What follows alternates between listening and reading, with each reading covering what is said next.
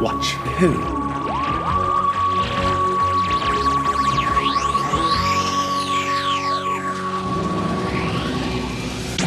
Hello. And welcome to Watch Who, a Doctor Who podcast. I'm Mark. I'm Sarah. And I'm a Doctor Who fan. And I'm new to watching Who. Watching for the very first time. Very first time. Yay! And we have reached the conclusion of Torchwood Series 1. Yeah. So we're... Did you hear that? I thought I heard music. Anyway, never mind. What was I saying? We've reached the end of Torchwood Series 1. So we're doing the last two episodes. Hang on a second. Did you just hear that? Oh, Mark. I thought there was like music from like the 40s or whatever. Did you not hear? Sure. Sure, I did. I tried, okay? I knew as soon as you went, did you hear that? I was like, he's doing his bit. So we're doing the last two episodes. Technically not a two-parter, but I thought we'd count it as a two-parter. Yeah, I was going to... Yeah. Because when I watched it, I was like, this doesn't feel like a two-parter. Well, I hadn't seen it for ages, and I knew they sort of followed on.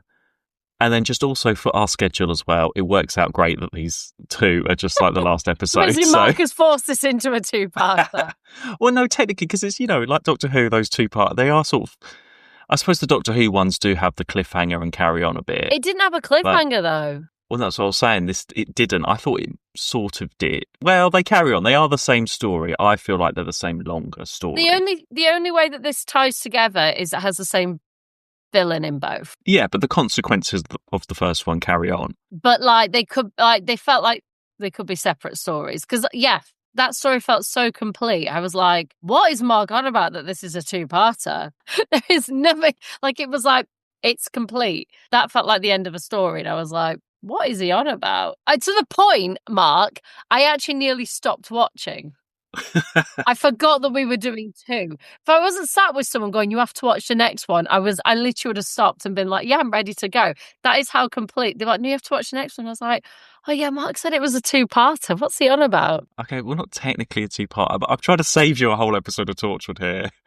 And everybody else, okay? I nearly would have sat here and only had one to talk about because I would have forgotten them. Well, I forgot to check because I thought, well, if you've only watched one, we'll just record them separately and then just put them out like back to back or something. I don't know. But anyway, we're doing both because we can talk a lot about both. We can go all over the place. I don't think we're going to go linear with this one. We'll just talk whatever. No, I feel like you can. It's what I'll remember because a lot happens in both. Okay, well, we'll go one by one. So, part one, everybody. Actually, first off, welcome back, everyone.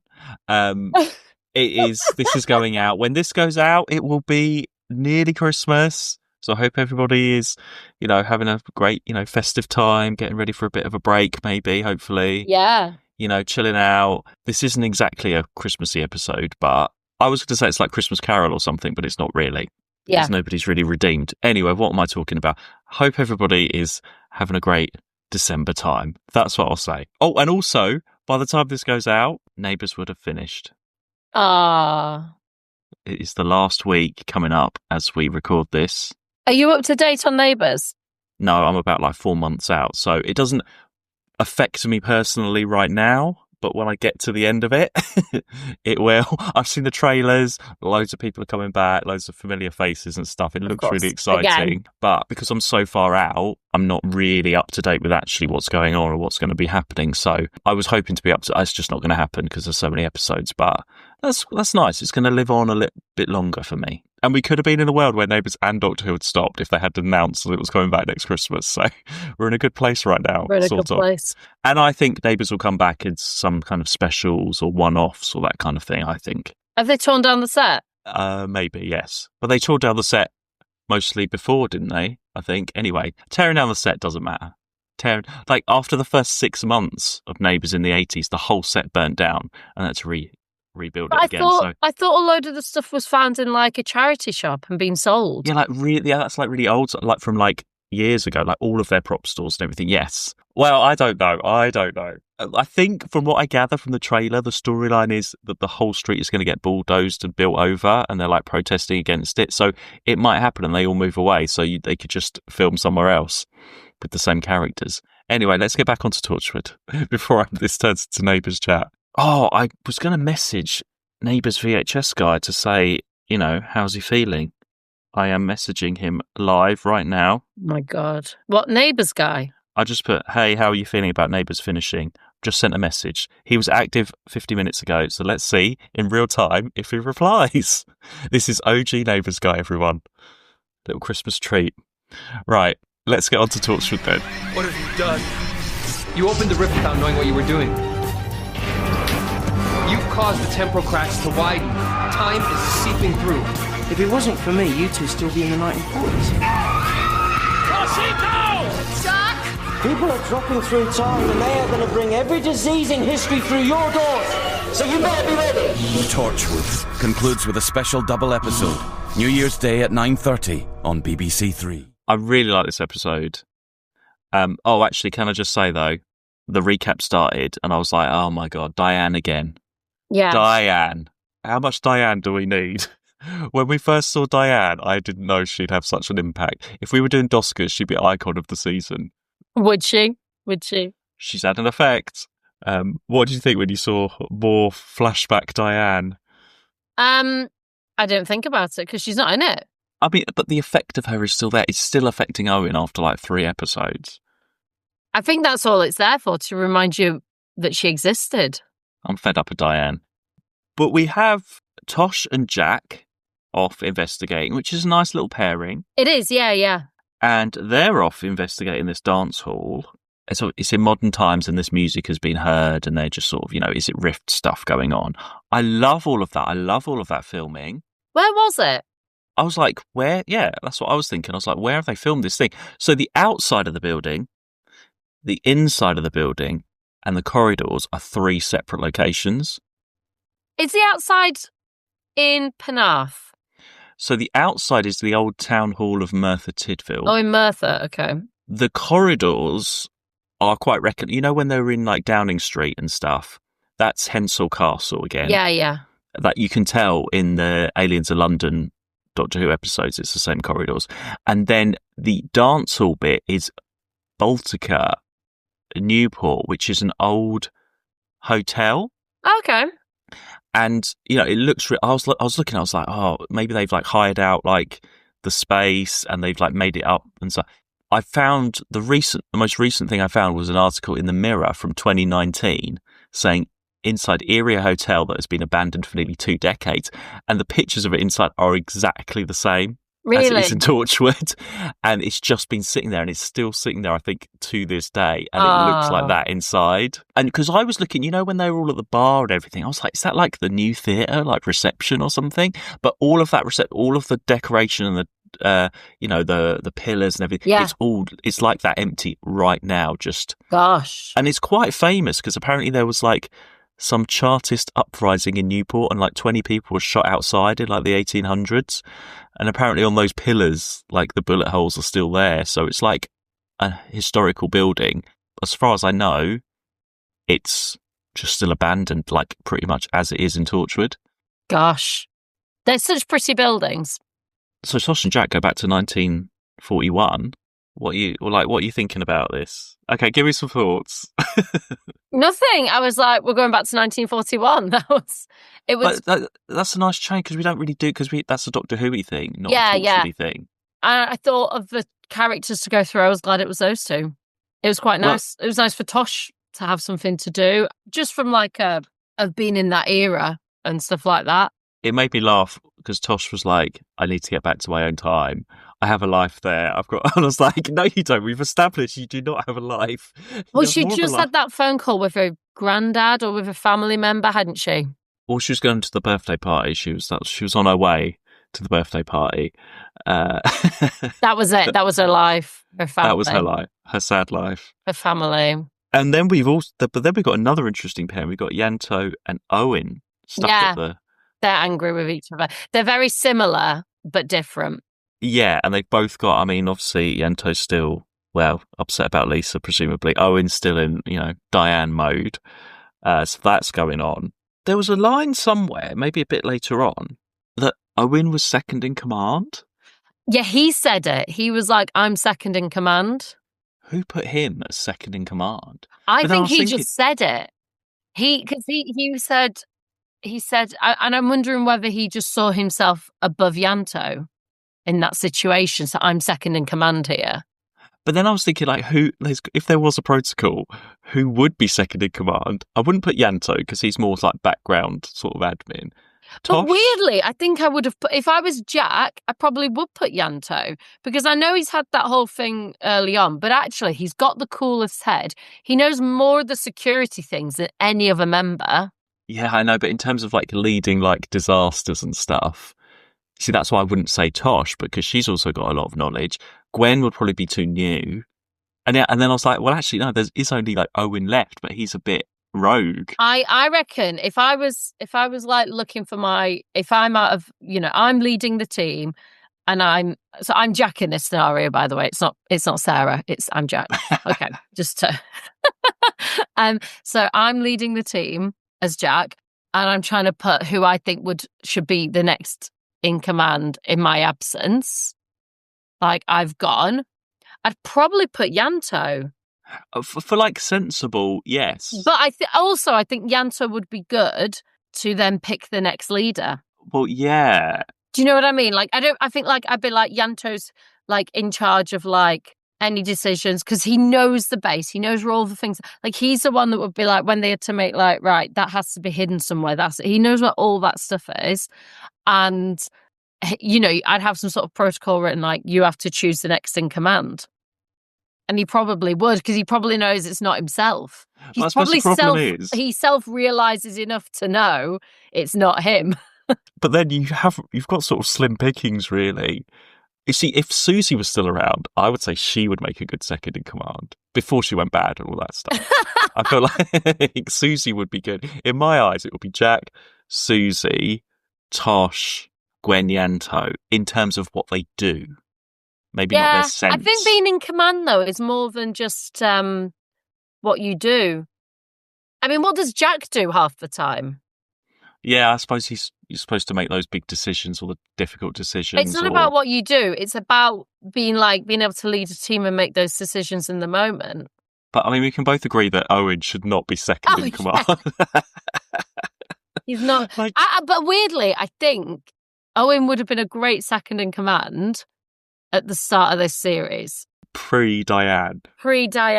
Well, actually, pre-Diane and Gwen. Probably. Yeah, because he's quite similar. He's quite cut off in that sort of way and aloof, dedicated to the job. To some extent, without the emotional thing, can be quite rational. But because he's been so emotional right now, that's why he's not making rational decisions. He's been too emotional. That's why Yanto, I think, is actually better. Yanto is very cool-headed, and despite having been through a very emotional thing, is making more rational decisions. That's why I'm like, actually, I'd have Yanto over Owen right now. Mm. But it's a good pairing to see them trying to work together or not work together. So they realise that Jack and Tosh are stuck. And then we get the cool bit. So when I just thought it was really exciting when you see Bilis Manger and he's in both time zones and he plays it so creepy. Yeah, he does. I think he's so good. Like, and that actor, I think he's been in the Jonathan Creek. He always sort of plays like the creepy butler sort of guy. He's always sort of that kind of person. What did you think of him when he was like turning up and stuff? Well, he's the baddie. Without even starting, he's the baddie. It's not even like try not to be. There's no really explanation much about him. He's just there in both. And when they take the photo and stuff, I thought that was a clever way to do through time. I thought all of that was really great. And it's like a sort of like a dance with like soldiers and that before they go off to fight and stuff. So that's a really good setting. And then we meet the real Captain Jack. That's a good moment because when we first saw Jack in The Empty Child, he was in that time period. So that's where, that's where he's from. We didn't question that wasn't his name. He was a time agent. He said he was a time agent and he'd followed this bomb thing. And we haven't had anything since really. we still haven't actually really had how he's got from the end of the Doctor Who to Cardiff, really. We know that he can live forever and can't die because of Rose. And that's it. So it's a really good, it opens up more questions without really answering any questions as well. But that's such a clever moment. It gives like more about Jack in like such a cool way. And I also, if you haven't watched Torchwood, it doesn't mean that you don't. No, because I suppose if you watch Torchwood from the beginning, he's just a mysterious guy again. And they've said it, when they all sat down and had Chinese and was like, we don't know who he is. But vice versa, if you don't watch Torchwood but just watch Doctor Who, doesn't change anything you learn about him. And vice versa. But if you watch Torchwood, it doesn't change anything. Yeah, it adds just more dimension to this character. It gives you enough extra to everything. Real Captain Jack died, and he stole his name and everything. It's funny that real Captain Jack is also American. I don't know if he needed to be. Well, I wonder whether, because he's wearing the same uniform, maybe that's where he saw it. Maybe he took his uniform. But does that imply that real Captain Jack is no, not real Captain Jack. Torchwood Jack is doing an American accent for the sake of it? No. But that said, actually, I take that back. Because actually what is weird is, they're all British and then you've got one American. But the Americans were starting to help in the war at that time. So maybe, I don't know what the sort of plot story here is. Maybe the American Captain Jack was coming over to train these guys in like fighting or something.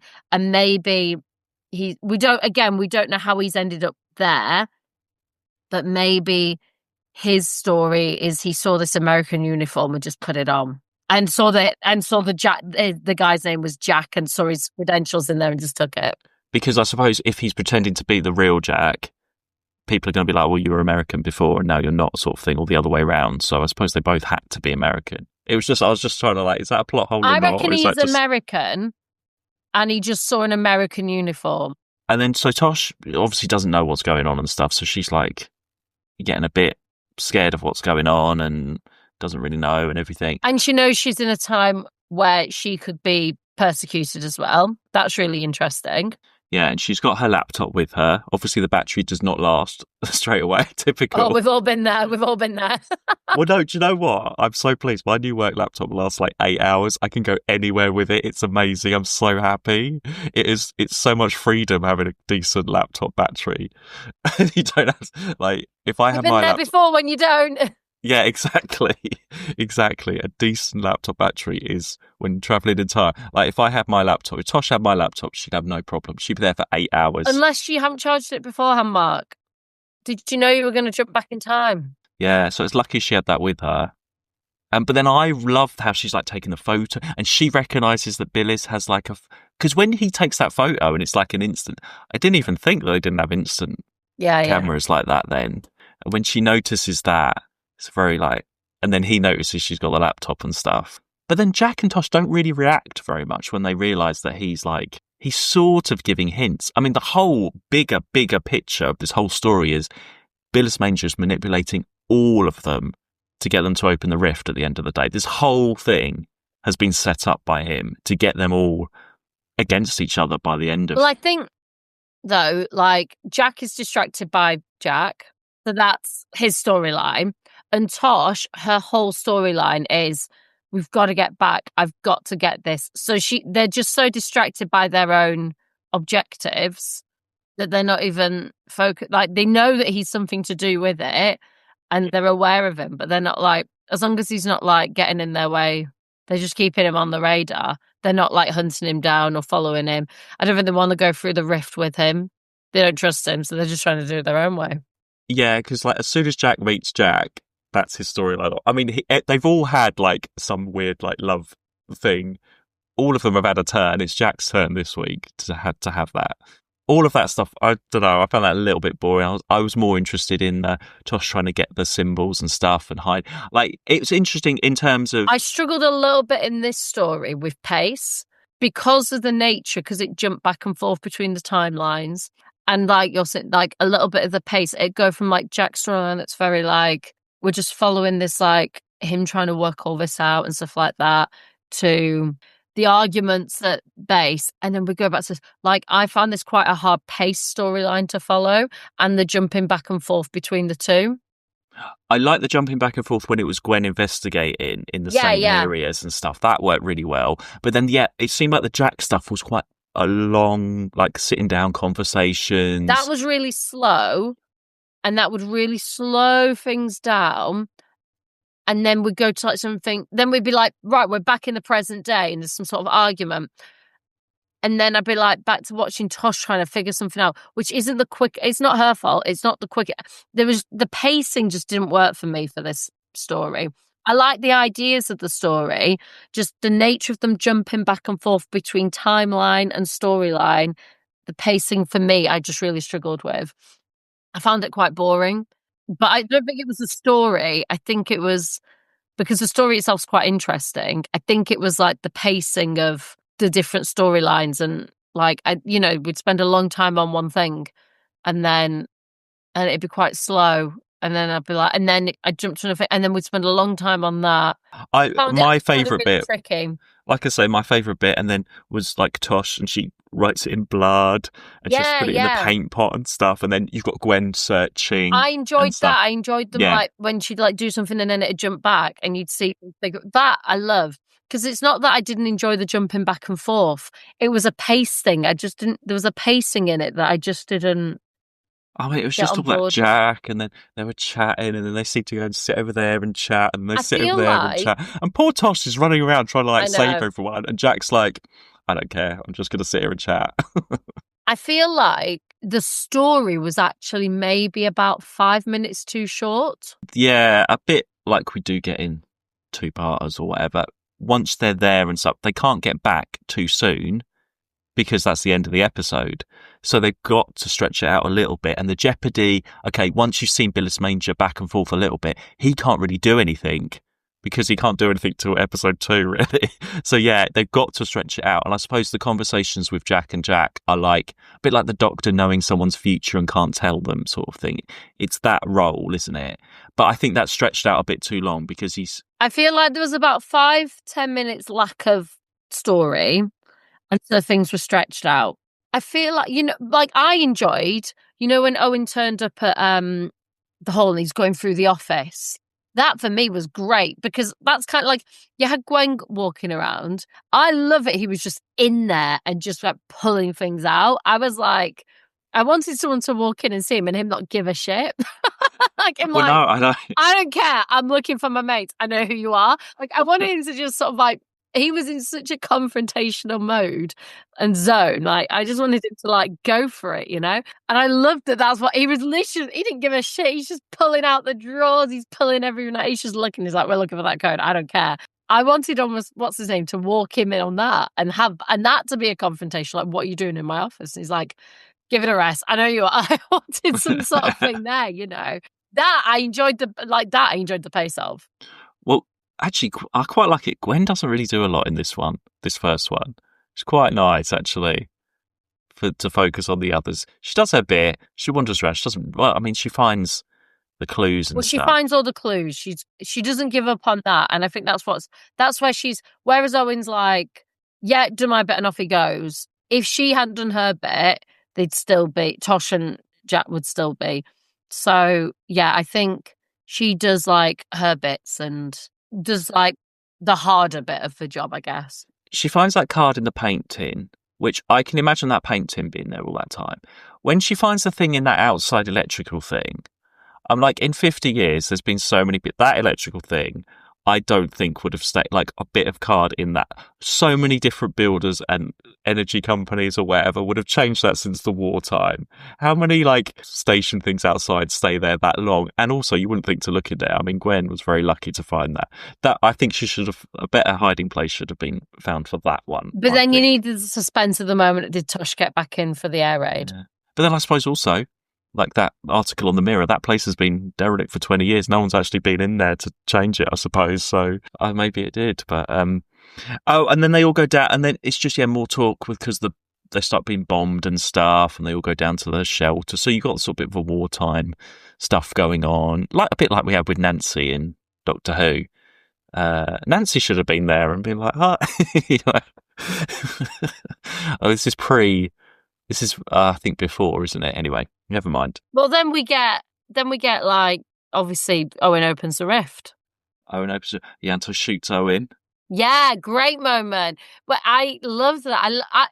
For me, that showed like that Yanto could be. That's the moment of like, yeah, because he's saying like, you shouldn't be doing this, and like you don't, we have to figure this out. And he's right to some. He's like, we shouldn't be doing it. We have to figure this out. He's doing like the cheat way of doing it, and you don't know what you're doing, and he does it anyway. And he's right. He does get them back, but you don't know what you're doing. And he's like, what are you going to do like, to stop me? And he says, there's some weird line in there that made me laugh. He says like, what? Just because he said, Yanto said, what? Well, you only dated her for a week or something like that. I howled. Oh, no, that was it. Yeah, because when he said a week, yeah, I was like, Diane was there for a week? Those guys, when we talked about it, we were like, they were there for like 2 days. Yeah. So they stayed in that hostel. Diane went to Asda and was in Owen's flat for a week. A week. I didn't think it didn't, in that episode, it didn't seem like they were there for a whole week. To some extent, that makes more sense because they arrive, then they go into Asda, they come out, she's going to make some, it'll have been about a week. But Dad did make me laugh, like, you only knew her a week. I howled at that. Because then he's saying about Lisa and stuff, as Lisa didn't try and like kill us all and all that kind of stuff. Yeah. That whole interaction proper cracked me up. He's like, someone had to say it. I'm glad someone said it. Go on, Yanto. And when Yanto shot him, I was like, good. Because Owen goes through Jack's like cabinet and he gets all the different things out and all the should have done it sooner. Yeah, should have shot him all sooner. All that stuff. But the rift is opened. Jack and Tosh get back, and you said, you thought it was hilarious when Jack is saying goodbye to Jack and the band is playing in the background. Oh my gosh, yeah. So Jack is saying goodbye to Jack and they're having that kiss and everyone's supposed to be like frozen, but all you can see is the band playing like woo. And like it was the clarinet. I think it was the clarinet. The clarinet was like, like they're proper going for it. So I think they're still moving the band, but the music over the top is like not supposed to be that music. Because, the music's like really like swelly and stuff, and the band is like woo, proper going for it, and everyone else is frozen, and Jack are just snogging, and I don't know why, but that image, it wasn't Jack and Jack snogging, it was the band in the background, as if the band is playing this music. Right? I mean, when you said that, I looked back, and all you can see is that clarinet playing, moving around. He's like woo.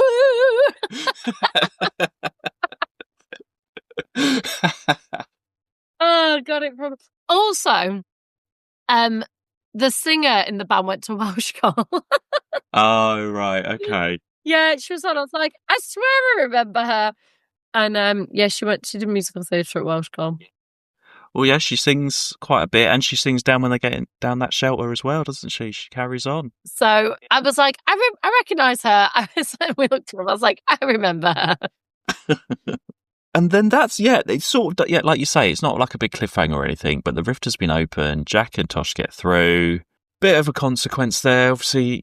Poor old Owen, he's only just recovered from being mauled by a weevil the other week, and now he's got a gunshot. Well, he's got to learn, hasn't he? And no one's really asking about Bilis Manger. No one's been like, we should investigate. No one says anything. It's like it's over. No one's questioning anything about Bilis Manger at this point. Apart from they knew he was a creepy landlord guy. Well, I guess they've just got back and they're like, it's literally just shown that they've arrived back. They toast to Jack. That's sort of where it ends. We don't know anymore. Because he does go like straight to his shop, doesn't he? There's the Next Time trailer. And what made me laugh on the Next Time trailer, from what Gwen lacked in this episode, I swear in that Next Time trailer there's like 3 different instances of her just going, nah, like freaking out. That's all the Next Time is. Gwen freaks out multiple times. Gwen freaks out. So to be fair, this next episode, Gwen is amazing. Oh, okay. I think her acting's brilliant. Do you not think? I mean, yeah, sometimes she's a bit over the top. But no, she is a great actress, and she has been a great actress. I think this is like the strongest Gwen story. It's the most believable Gwen story. Wow. Well, okay. Well, it starts off, okay, part 2, End of Days. We see Reese again. Now, the last time we saw Reese, he would have been drugged on the sofa. That is literally the last time we saw I him. know. And there has been nothing since. So we don't know how long this has been since that happened. Yeah, and we love Reese. So it's good to see him. And there's this stuff on the news. And it does feel like a Doctor Who season finale. You know, something's happening to the whole world, news reports. It's still that template of a Doctor Who 2-parter. You know, something's happened. And this, you know, because the rift has been opened, everything's coming out from Cardiff or to Cardiff around the world. And I like how Jack's like, Owen, it's all your fault. You shouldn't have done it. Well, yeah, someone had to say it. And Owen is still very pissed off. Where should we go? Well, let's just talk about the Owen stuff, because as the episode goes on, Jack's like, get out. And I don't think Owen thought he actually meant it. Did you think this was like Owen just going for good?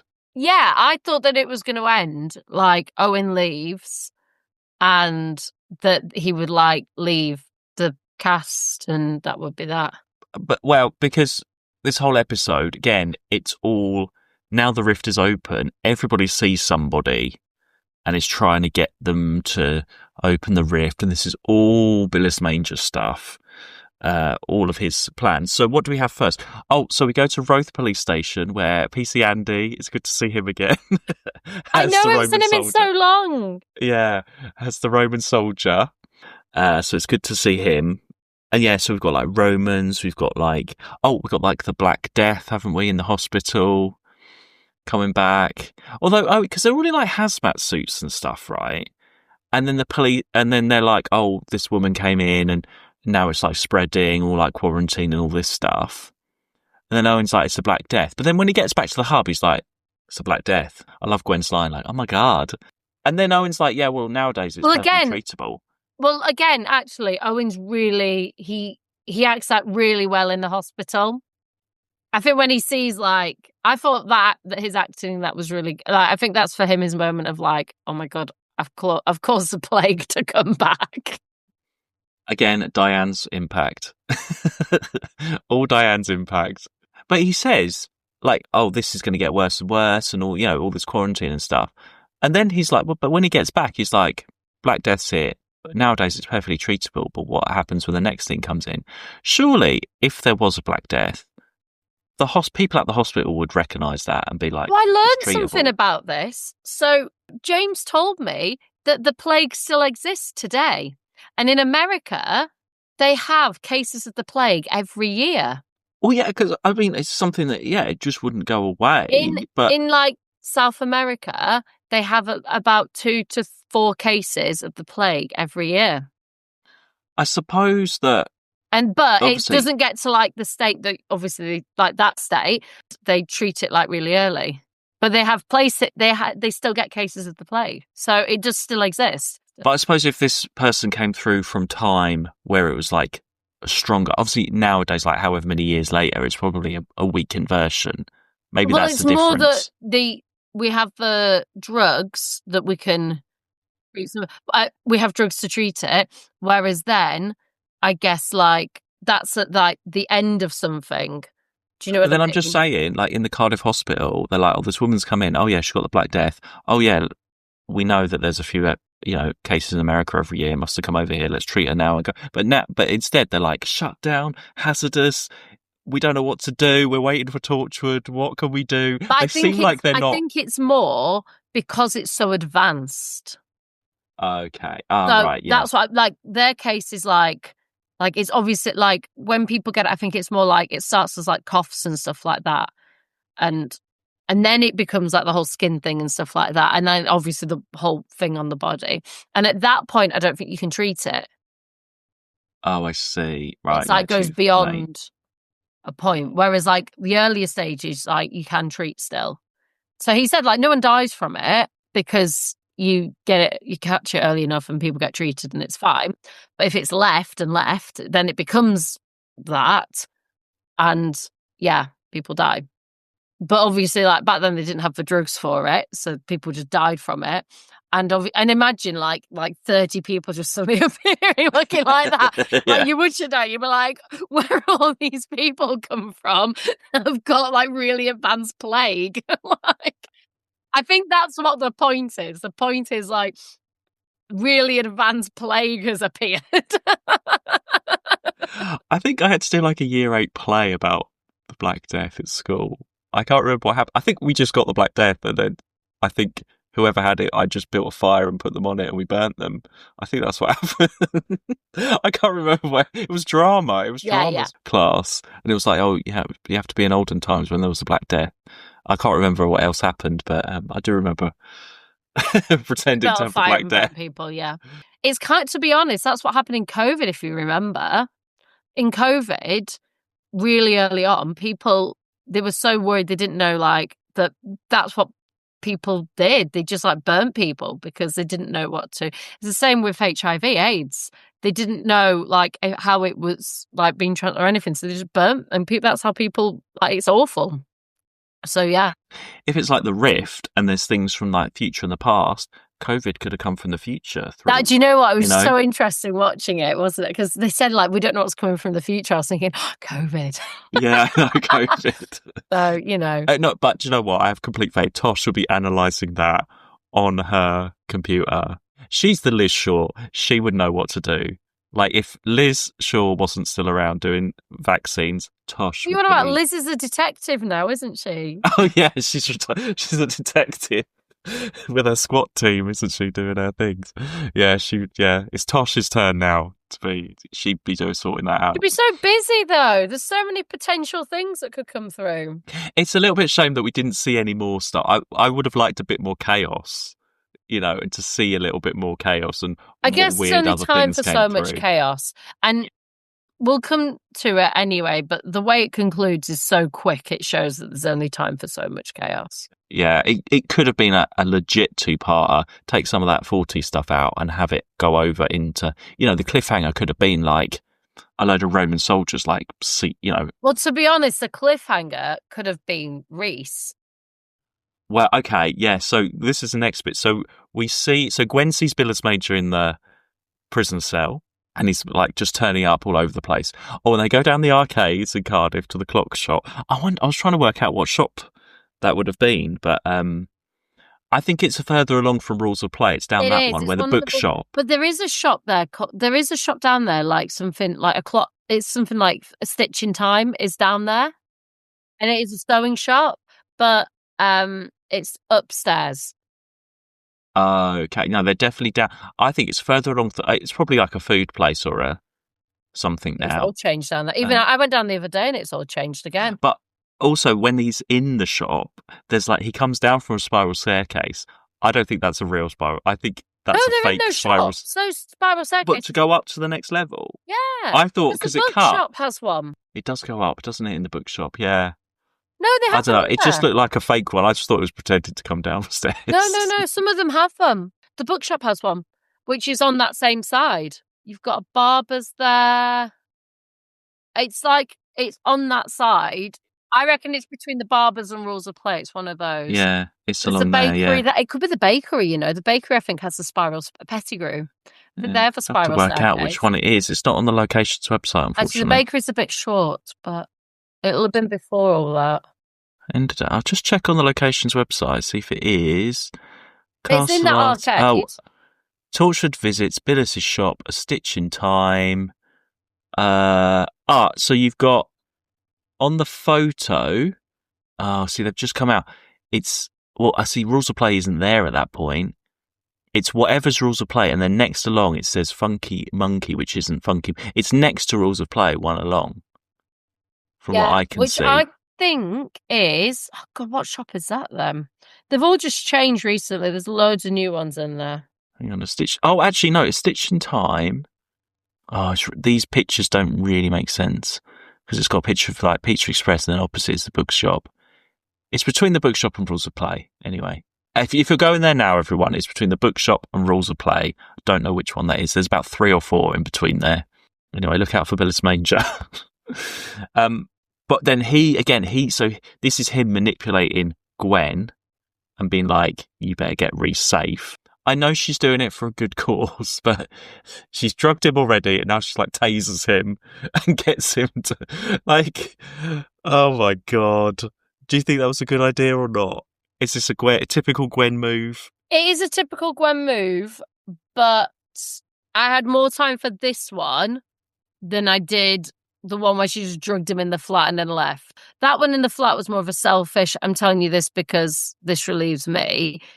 This in her mind is like, I want to take you somewhere safe and I can protect you. Putting him in a cell was a bit of a... But I think it's because it's like somewhere protected. I get why she's sort of in a... I get this more. She's like, you're safe in here. Nothing can get at you. Like, you know, you get it. But it doesn't work out. Obviously it doesn't work out. I mean, that moment, is it when all the power goes out and she just runs? I can't remember, she says something, she's like, like she knows what's about to happen. Oh, we see some Weevils again. It's good to see the Weevil. Oh, but actually, it was quite shocking when Bilis, like, proper, like, stabs Reese and then stabs him again, like, proper twice stabs him. I think it's Susie's knife, isn't it? Yeah, that was really shocking. And is this, and then obviously, yeah, okay, Gwen does that, her acting, this is her freak out moment. But you need that because they've all started to turn. So Owen's already against Jack.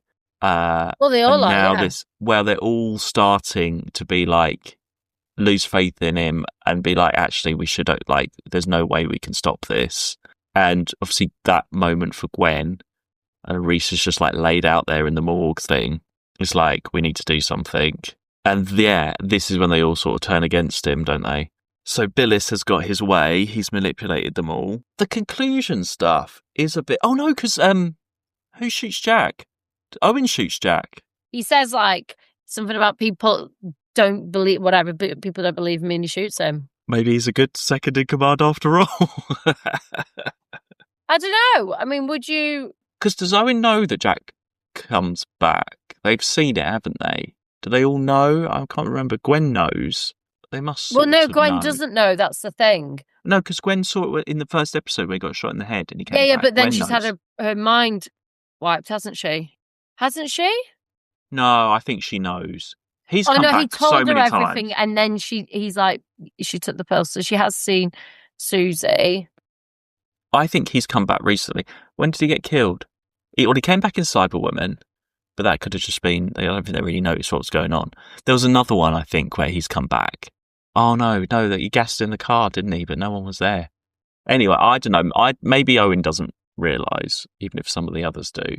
So that was a moment. I mean, they're proper, like, it's all falling apart and unravelling. I do quite like that. Because we don't get, like, you know, tons of apart from Bilis Manger, it's all about the main cast. We haven't got tons of extra characters coming in and out or anybody else. It's just all them fighting. Well, what I did like about it was because Gwen's very much, I know we have to sit together, we have to work this out together. What it actually shows is just how fragmented they are as a group and team. You know, they're not really, they have so many separate issues and things going on. They're not really a very united team, which I think is most teams. Let's be honest. It is more realistic. If, like, the world is going to shit, do you all really just stand together as a team in that moment? Or would you all be like, actually, are you doing it? You know, or do I, you know, I think they are all doing what people would think they would do, looking out for themselves to some extent. Yeah. And, like, Jack doesn't actually have a plan. And he does say that. He's like, I haven't got a plan. Because they mention about filling up all the prison cells with Weevils and stuff, and it's like all the different floors, like floor 9 or whatever. Because we were talking about the Weevils the other week, weren't we? About what do they do? How do they store them? And I just feel really bad. It just sounds like they just have floors and endless floors of floors if they catch the Weevil, and then they have to stay in that cell. I think that's really sad. And then Bilis gets this demon thing unleashed. Yeah. Big CGI demon. A bit unexpected for Torchwood. Typical end of season Doctor Who, lots of crowds running through Cardiff screaming because some big thing is, you know, coming to like get everyone. And it is, again, another very Doctor Who-y thing. It's defeated because obviously Jack's bad wolf energy, he can't die, so it just sort of absorbs too much. It's the Doctor's regeneration energy. I swear the Doctor's done this with something before. in terms of that way, like here, have all my regeneration energy, too much for it, and then it destroys. But it's not really about that, is it? This episode is about all of those characters and they're arguing and stuff. It's almost like the massive big demon thing. It's just a side note to just finish the episode and we get a rewind, don't we? And everything's sort of back to normal quite quickly. His the way it concludes is very quick. I mean, we get that big monster come, which looks great. He's like, get me to an open field. It is actually quite an emotional. I found it quite emotional anyway, watching it all. But it's really quick. I mean, that whole thing's like 5 minutes. Yeah. And this is the big conclusion. I mean, this is what the whole thing has been building towards. This is like people dying, the end of time. Because the whole point of Jack being able to live for like forever is that he can end this thing. And it is literally a 5 minute. Because we've had hints throughout, the darkness is coming, the big bad thing is coming throughout the whole everyone. way through, we've had hints of this. We've had hints that Jack is like, even the story before, he's a key to something, but he doesn't understand what. This is a big moment, and the whole thing's just 5 minutes. And he does it really well, but I was just like, I'm watching it, and it was so quick, and I was like, that was it. Like, this has been the big thing we've been building towards for like 13, 14 episodes. And that was it. That was it. And it looked great, and it was really well done, but I just kind of thought, we had a whole story of him talking to his own persona, and then this, it was the whole thing we've built towards, was like dragged out into a field out in the bay, and then like it was like 2-3 minutes. It was so quick. The whole scene was like 5 minutes. From when that thing arrived down by the stadium, it was like 5 minutes, I swear. It was nothing. No, it sort of stomped a little bit and then just went straight to the bay. It stomped. Yeah. We saw people dying because it's taking their life. And then they get him down to the bay. And then Jack has his, which was all really cool. But like, I don't know. I just felt like they got to that place very quickly. And it was done very quickly. Because it's not even like Bilis, because Bilis Manger, you think's the main baddie, but actually he's just working for this demon. And he's like, I've done my bit, see you later. And that's it, he's gone. And he just zaps out of there. We don't ever find anything else out about him, which I quite like, actually, because you think he's the one that, obviously he's been manipulating it, but it's not actually his plan or anything. It's really this demon thing that he's got. But we do have a bit of aftermath because Jack's like unconscious, dead for what seems like a long time. And Gwen is sitting there for ages. Everyone's like, yeah, he's dead now. I thought that went on a bit too long, actually, where she's just sitting by his bed for a very long time. Like, I don't know how, like, days, presumably. That whole end bit is great. I just wish that, if this had been a proper two-parter, I wish that they'd have got back a bit sooner in the story. We could have almost started with, like, what's going on, like, all these alerts going off. And we started already with things appearing. And that would have been a great cliffhanger to go into this story with. That would have bought us maybe 5 more minutes. And that 5 minutes could have been used in this. But I suppose we do have to have that ending bit. They all got to make up. Owen is obviously sorry, starts crying. No, I'm saying sorry, from the previous story. Oh, yeah, from the previous, because then we could have had an extra 5 minutes in this story. On this one, yeah, for the fight. But then we have got a good 5-10 minutes after that's all happened. This is all great. Where, oh, no, this is all great. The end. And they're all a bit like, oh, we shouldn't have all had this argument now. And now they all feel a bit awkward. Yeah, and Owen and Jack have their makeup. Owen's great again. I think the acting throughout this episode is really strong. They are really good, yeah. They're really good. No one annoyed me. No one's acting annoyed me. Like, I'm genuinely sad that Reese was dead. Gwen was great. Like, I feel really sad. We do see Reese, though, don't we? Reese is back, yeah. Reese is back. But like I'm saying, I was like, when he's dead, I'm like, I feel really sad that he's dead. But I feel really sad for Gwen that he's dead. I feel that when she's sat there and like, she's like, sad that she's brought him there and he's dead, and she's put him like all that, and she's talking about him to his family and all that. And it's so funny. It's pushed her to having to make those decisions, and yeah. if you put all of Reese's stuff together, poor old Reese, from his point of view, he's had some weird phone calls and he doesn't know that he's been drugged and he doesn't know that he got stabbed or went to Torchwood. He is just completely oblivious to this whole story. From beginning to end, he has no idea all of this has happened. And then we get a little bit at the end as well. Everyone else goes off for coffee in the bay. And the hand starts bubbling with the rifty stuff going on already. There's a mention of it. But then Jack sees it proper bubbling. And we hear a TARDIS noise, and he's out there. He's off. Papers are flying in the wind. That's a great moment because that makes it feel like we're on. In fact, actually, watching this the way we're watching it, it feels like it's a natural next step into it does going back to Doctor Who. Yeah, it is. I think that's intentional. And I really enjoyed that. And everyone else having no idea, and we don't actually see the Doctor, but as a fan, we know it. But if you're just watching this, you're like, well, where's he gone? I loved it. I thought it was great. And Owen's like, we just picked up all these papers. We're second in command. Yeah, and he presumably, the hand is bubbling. Doctor is presumably nearby, and it ends on that more of a cliffhanger there than before. That's a great cliffhanger. I enjoyed it, like, sort of zoning out, and you see that epic set. But these two episodes feel like a completely different show to the first two episodes when we started. But this last episode definitely does. Like, the one before it, I can sort of give or take. It was good, but I found the pace really off, and I wasn't that bothered about. But the last one I really enjoyed.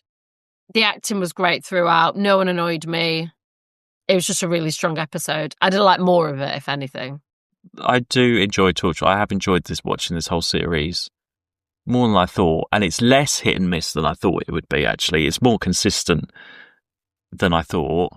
I don't think it deserves a reputation of being, well, I don't know. I suppose when you're watching it nowadays, if you're like a younger fan watching it nowadays, some of the stuff in it is probably not what you would do nowadays.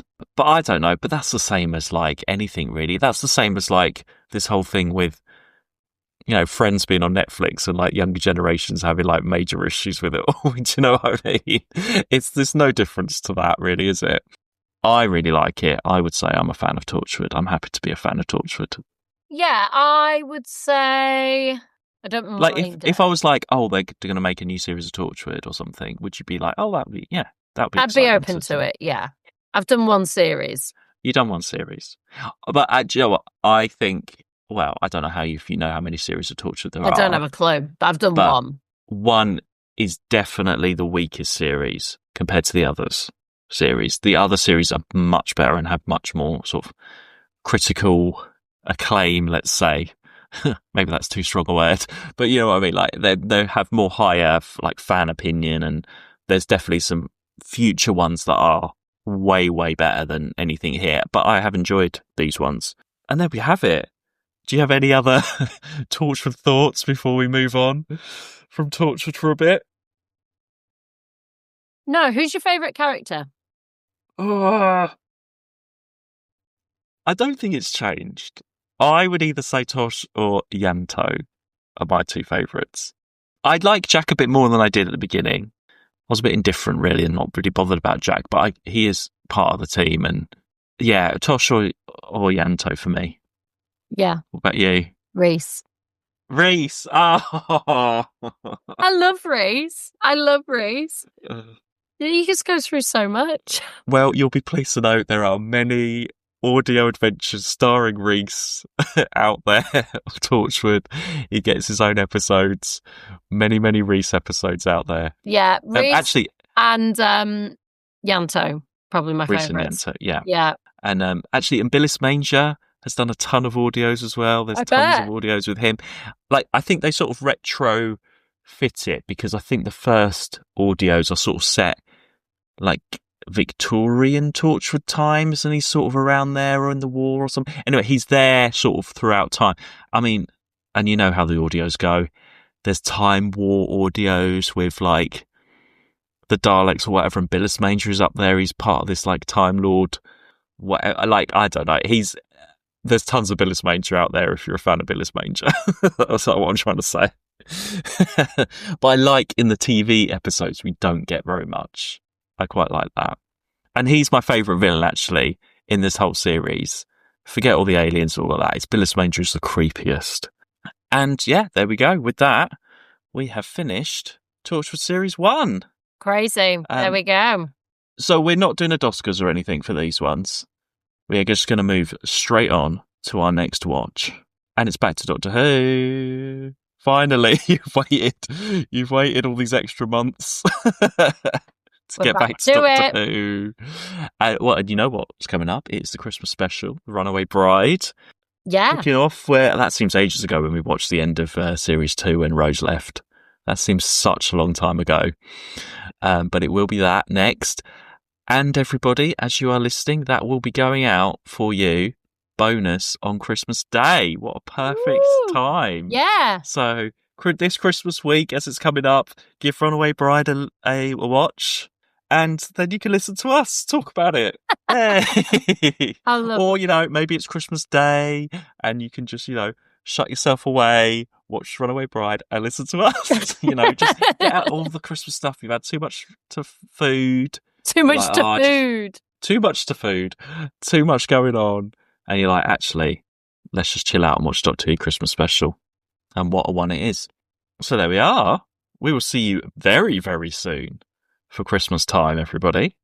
In the meantime, you can follow us on the social medias at 2watchwho and at patreon.com/2watchwho. And yeah, we'll see you soon for Doctor Who. Bye. Oh, hang on a second, just before we finish. Neighbours VHS guy has not messaged back yet, but I will keep an eye out for next time. In the future, he might hear from him. He's maybe probably next in episode. trauma. Maybe. Anyway, bye. 2 Watch Who.